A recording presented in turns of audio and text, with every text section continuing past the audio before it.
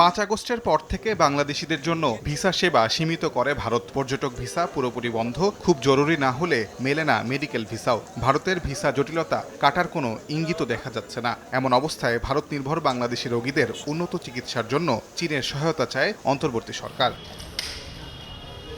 সম্প্রতি 3 দিনের চীন সফরে দেশটির উচ্চ পর্যায়ের নীতি নির্ধারকদের সঙ্গে এ নিয়ে আলোচনাও করেন পররাষ্ট্র উপদেষ্টা।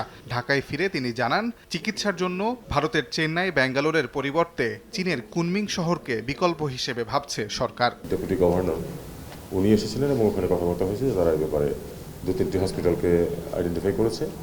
আমি বলেছি যে ভিসা যেন সহজ করা হয় এবং ভিসা ফি যেন কমিয়ে দেওয়া হয়, যাতে আমাদের পেশেন্টরা ওখানে গিয়ে সহজে চিকিৎসা নিতে পারে। এছাড়া তিব্বতে ব্রহ্মপুত্র নদের ওপর চীনের স্থাপনা তৈরির বিষয়েও বাংলাদেশ উদ্বেগ জানিয়েছে বলে জানান উপদেষ্টা।